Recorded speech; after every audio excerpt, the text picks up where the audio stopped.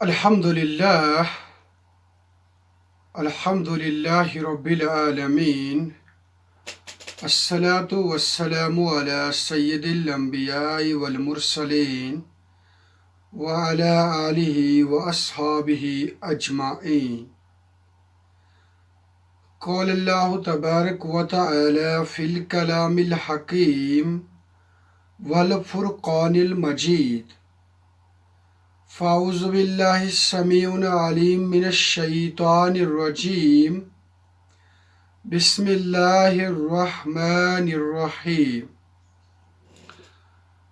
لقد ارسلنا نوحا الى قومه فقال یا قوم اعبدوا اللہ ما لکم من الہ غیرہ انی اخاف علیکم عذاب یوم عظیم۔ آمنت باللہ صدق اللہ العلی العظیم۔ اللہم ربنا ارنا الحق حقا وارزقنا اتباع وارنا الباطل باطلا وارزقنا اجتنابا۔ رب اشرح لی صدری ویسر لی امری واحلل عقدۃ من لسانی یفقہوا قولی۔ رب زدنی علما رب زدنی علما نافعا۔ السلام علیکم ورحمۃ اللہ۔ محترم ناظرین کرام، امید ہے کہ آپ سب بخیر و عافیت ہوں گے۔ درس قرآن کے ایک اور شمارے کے ساتھ ہم اس وقت آپ کی خدمت میں حاضر ہیں، لے کر ایک نئے رکوع کے ساتھ، نئی باتوں کے ساتھ، قرآن کی نئی تذکیر کے ساتھ۔ آج ہم سورۃ الاعراف رکوع نمبر 8 بمطابق آیات نمبر 59 تا 64 مطالعہ کرنے جا رہے ہیں۔ یہاں سے اس صورت کے اندر اب ایک نیا مضمون، نیا موضوع شروع ہو رہا ہے، اور یہ مضمون بالکل اب آنے والے 10 یا 12 رکوعات تک محیط ہے۔ اس سے پہلے مشرکین مکہ کے سامنے ایک مختلف قسم کی دلیلیں پیش کی جاتی تھیں۔ اب اس سے آگے ایک دوسری قسم کی دلیل پیش کی جا رہی ہے، توحید کے حوالے سے اور خاص کر رسالت کے حوالے سے۔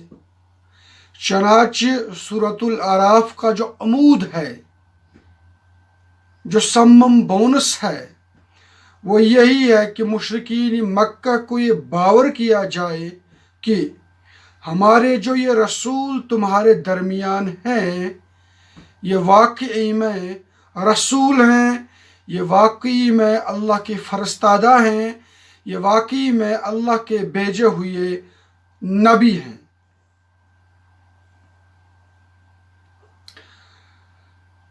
دیکھیے، جب ہم قرآن پاک کا مطالعہ کرتے ہیں تو ہمیں اس کے اندر 2 قسم کی دلیلیں سامنے آ جاتی ہیں۔ 2 types of arguments or we can say the nature of arguments جو قرآن کریم میں بیان کی گئی ہیں، یہ 2 ہیں۔ بقول شاہ ولی اللہ محدث دہلوی رحمۃ اللہ علیہ، یہ 2 ٹائپس کیا ہیں؟ ایک ہے تذکیر بایام اللہ، دوسرا ہے تذکیر بآلاء اللہ۔ تذکیر بآلاء اللہ سے مراد یہ ہے کہ اللہ تبارک و تعالی لوگوں کے سامنے یہ بیان کرتے ہیں کہ لوگو، سب سے پہلے اپنے نفس کے اندر جھانک لو، اس کے بعد اپنے نفس سے باہر کی جو وسعتیں ہیں اس پر نظر دوڑاؤ۔ یہ زمین دیکھو، یہ آسمان دیکھو، یہ کائنات دیکھو، یہ درند دیکھو، یہ پرند دیکھو، یہ چرند دیکھو، یہ کائنات کا جو نظام ہے یہ دیکھو، فلکیاتی نظام جو ہے یہ دیکھو، موسمی حالات جو ہیں یہ دیکھو،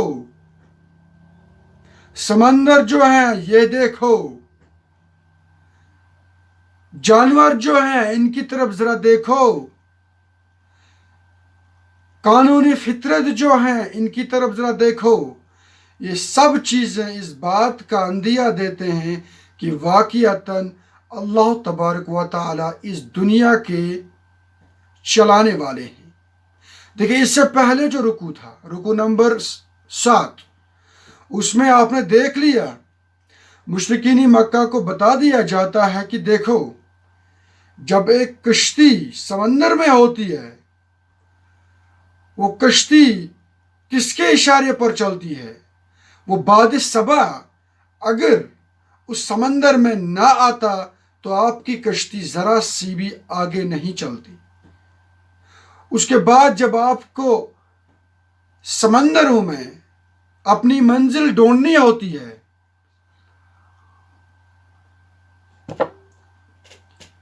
تو آپ کے پاس آج کل کے زمانے کی طرح کوئی فیسلٹی نہیں ہے، تو پھر آپ کو ہم نے آسمان کے اوپر جو تارے ہیں یہ مرحمت فرمائے، ان کا آپ حساب کتاب لگاتے ہو، پھر آپ اپنی منزل کو ڈھونڈ لیتے ہو۔ تو کیا یہ چیزیں ایسی ہی وقوع پذیر ہوتی ہیں؟ اے لوگو، ذرا دیکھو، زمین کا کوئی ٹکڑا مردہ ہوتا ہے، اس پر کسی فصل کے اگنے کے امکانات بالکل گم ہو چکے ہوتے ہیں۔ اس کے بعد جب ہم بارش برساتے ہیں اس زمین کے ٹکڑے پر تو وہ مردہ زمین پھر سے زندہ ہو جاتی ہے، اس کے اندر پھر قسم قسم کے پھل لگتے ہیں، قسم قسم کے پھول لگتے ہیں۔ تو ذرا یہ دیکھو، جب اس طریقے سے ہم نے ایک مردہ زمین کو زندہ کر دیا اور پھر اس کے اندر کونپلیں اگیں، پھوٹ پڑی، تو کیا ہمارے لیے یہ ناممکن سی بات ہے کہ ہم آپ کو قیامت کے روز اس زمین سے باہر نہ نکالے؟ اے لوگو، دیکھو ذرا، پہلے رات آتی ہے، اس کے بعد دن آتا ہے، موسم کی مختلف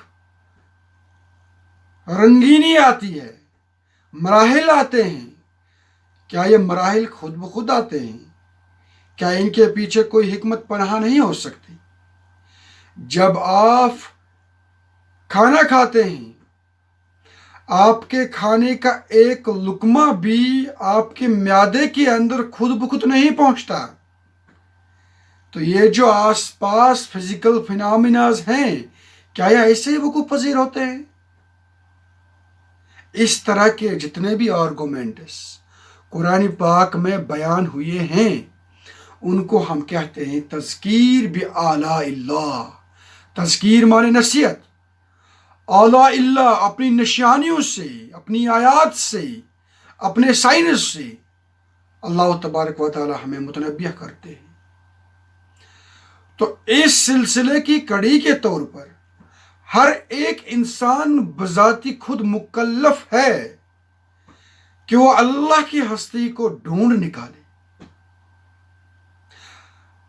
اگرچہ کوئی نبی، کوئی رسول، کوئی دائی اس انسان کے پاس نہ پہنچے، تب بھی اپنی عقل کے مطابق،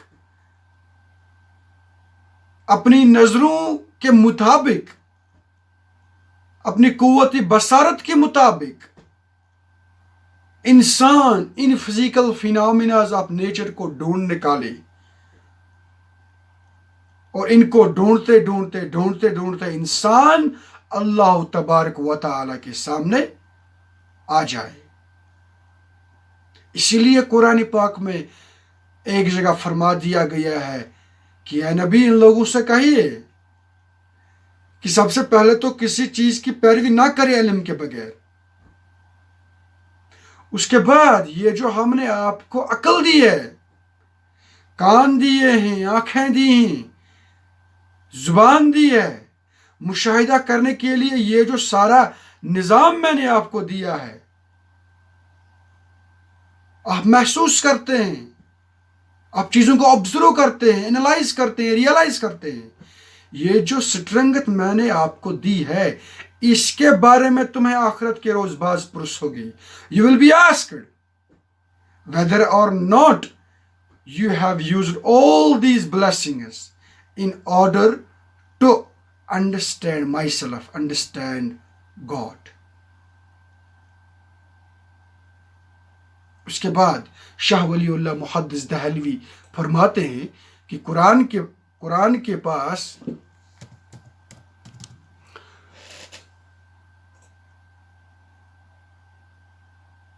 फरमाते हैं कि कुरान के अंदर फिर इसके बाद दूसरा जो नेचर है आर्ग्यूमेंट्स को बयान करने का, वो है तज़कीर बिअय्यामिल्लाह। अल्लाह तबारक व तआला नसीहत करते हैं। कैसे नसीहत करते हैं?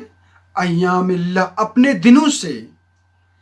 अल्लाह तबारक व तआला के दिनों से क्या मुराद है?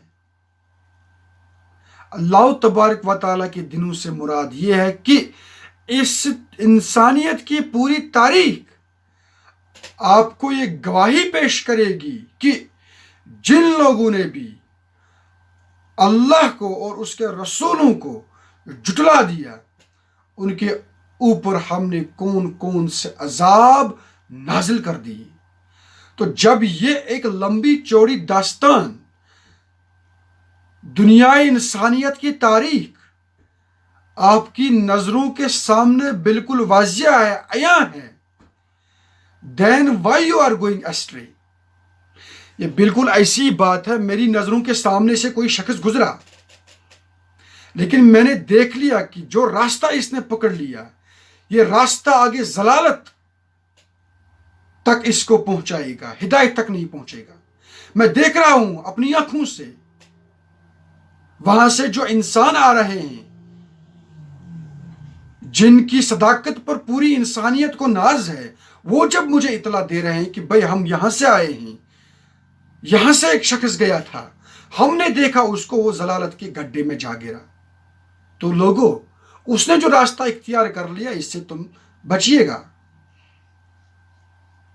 तो इस तरीके से जब कोई नबी, जब कोई रसूल लोगों को मुतनब्बिया करता है, तब कौन सी वजह बन जाती है लोगों को कि ये इसके बावजूद अल्लाह की नाफरमानी करे? There is no reason. So history bears witness to the fact that जिस किसी ने भी अल्लाह तबारक व तआला के सामने रूगर्दानी की, खासकर उसके नबियों की तकजीब की, उसके कलाम की तकजीब की, वो जलालत और गुमराही के गड्ढे में जा गिरा। इतना ही नहीं, फिर कुरान ने जिस तरीके से कौमों के किस्से बयान किए हैं, उसमें एक और बड़ी तंबी है, और वो ये है कि उन कौमों को ऐन मौके पर इसी जमीन के ऊपर पकड़ लिया गया, उन पर अजाब नाजिल कर दिया गया, और ऐसा अजाब नाजिल कर दिया गया कि अभी तक की दुनिया उनसे इबरत खा रही है। So these are two types of arguments जो कुरान ने बयान किए हैं बकौली शाह वलीउल्लाह मुहद्दिस दहलवी। ये दोनों किस्म के जो आर्गुमेंट्स हैं, ये आपको मक्की सूरतों में जा बुझा देखने को मिलेंगे। इसी सिलसिले की कड़ी के तौर पर तज़कीर बिअय्यामिल्लाह की कड़ी के तौर पर अब यहां से सूरतुल आराफ रुकू नंबर 8 से सिलसिला आगे बढ़ेगा। अब हमें कौमों की सरगुज़िश्त सुनाई जाएगी। अच्छा, तो कौमों की सरगुज़िश्त कुरान पाक ने क्यों बयान की है? بعض لوگ سمجھتے ہیں کہ یہ محض قصے ہیں، یہ کہانیاں ہیں، پھر وہ پیغمبر آئے، پھر وہ یہاں سے چلے گئے، پھر ان کو آگے کوئی شخص ملا، پھر ان کا سامنا کسی وقت کے فرعون سے ہوا، پھر وہاں پر لڑائی ہوئی،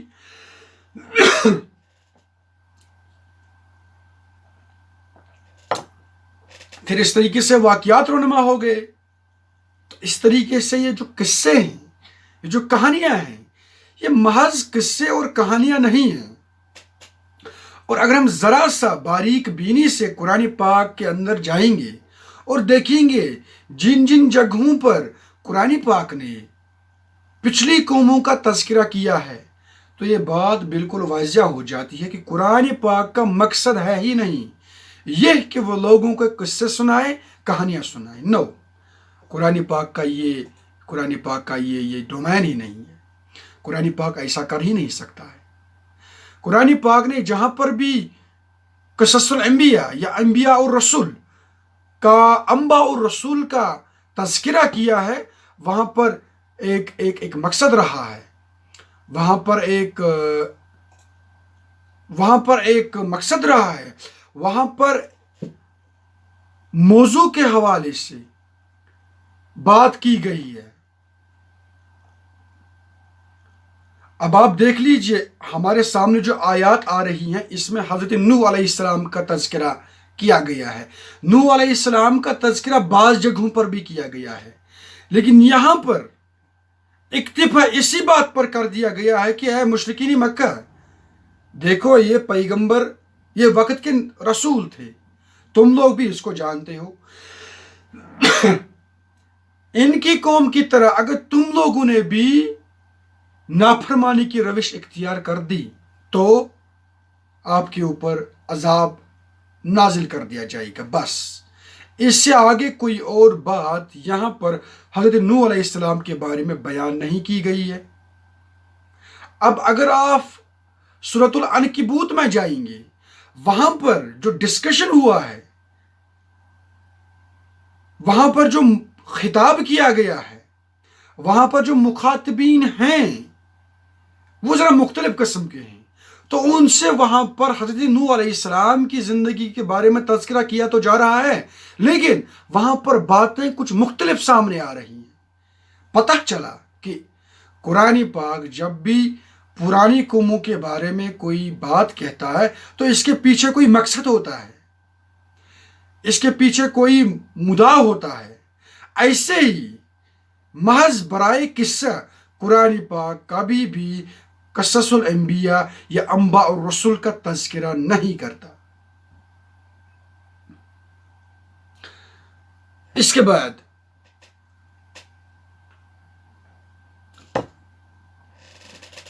ہم یہ بھی دیکھتے ہیں کہ قرآن پاک نے جہاں پر بھی پرانی اقوام کا تذکرہ کیا ہے، وہاں پر آخر میں ہم دیکھ رہے ہیں کہ ان قوموں کے اوپر عذاب نازل کر دیا جاتا ہے اسی دنیا کے اندر۔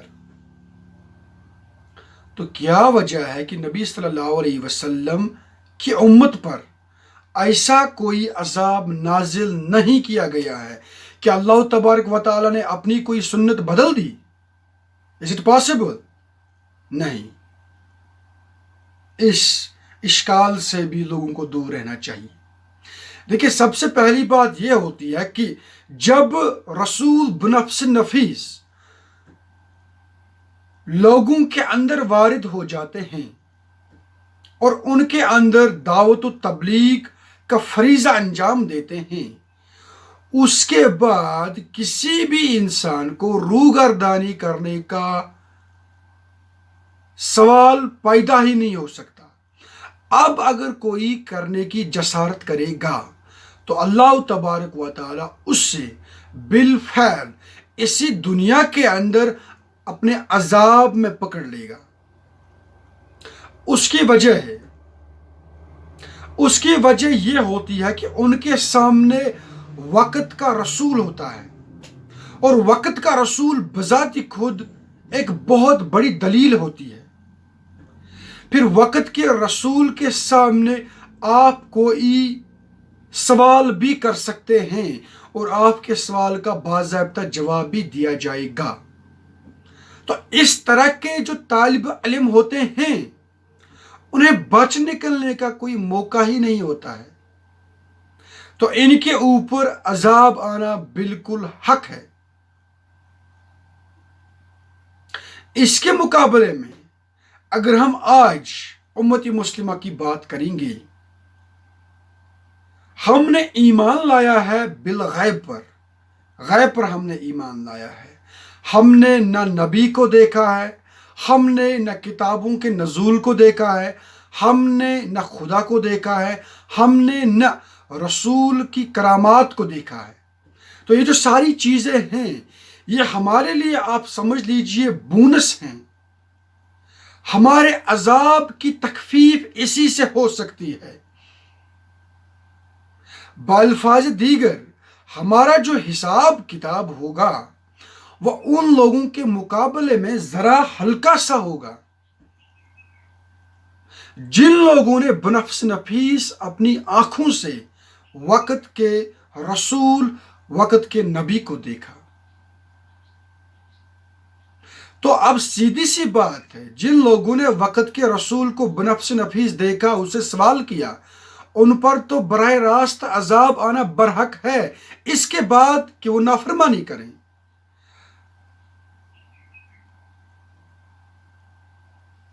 اسی لیے تو نبی صلی اللہ علیہ وسلم نے ہم جیسے لوگوں پر رشک کیا ہے، صحابہ کے بارے میں تذکرہ فرمایا کرتے تھے، ہمارے بارے میں تذکرہ فرمایا کرتے تھے، ہمارے ایمان پر نبی صلی اللہ علیہ وسلم نے مبارکبادی پیش کی ہے کہ سلام ہو ان لوگوں پر، ان کے ایمان پر، کہ مجھے دیکھے بغیر، قرآن کے نزول کو براہ راست دیکھے بغیر، میری تربیت میں رہے بغیر یہ لوگ ایمان لائیں گے۔ اس کے باوجود بھی یہ بات سمجھنے میں ذرا سی بھی ڈیفیکلٹی نہیں ہونی چاہیے کہ آج بھی اب اگر ہم رسولوں کی تکذیب کرتے ہیں، اللہ کی نافرمانی کرتے ہیں، قرآن پاک کے فرمودات پر پورا عمل نہیں کرتے ہیں، سٹل دین ہم کو بھی عذاب کے اندر جکڑ لیا جاتا ہے۔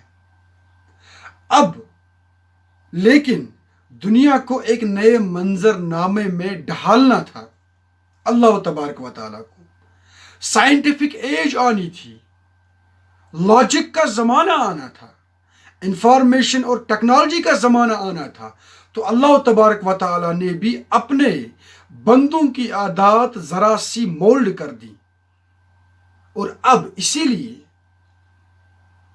اس طریقے سے عذاب نازل نہیں ہوتا ہے، نہ اس طریقے سے کرامات نازل ہوتی ہیں، حالانکہ اللہ تبارک و تعالیٰ کے دست قدرت میں یہ سب کچھ ہے۔ باوجود اس کے ہم بنفس نفیس اس وقت مختلف قسم کے عذابوں میں جکڑے ہوئے ہیں۔ وجہ از بس یہی ہے کہ ہم اللہ تبارک و تعالیٰ کی نافرمانی کرتے ہیں۔ آپ دیکھ لیجئے اس وقت دنیا کی رزمگاہ مسلمانوں کے ہاتھوں میں ہونی چاہیے تھی۔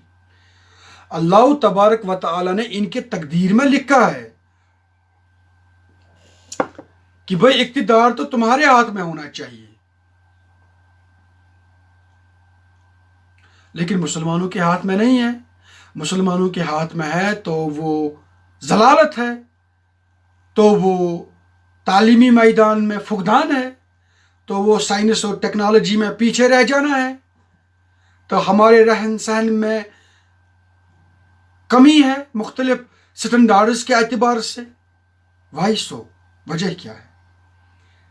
وجہ یہی ہے کہ ہم اللہ تبارک و تعالیٰ کی کتاب سے دور ہو گئے، ہم اس کے رسول کو فراموش کر گئے۔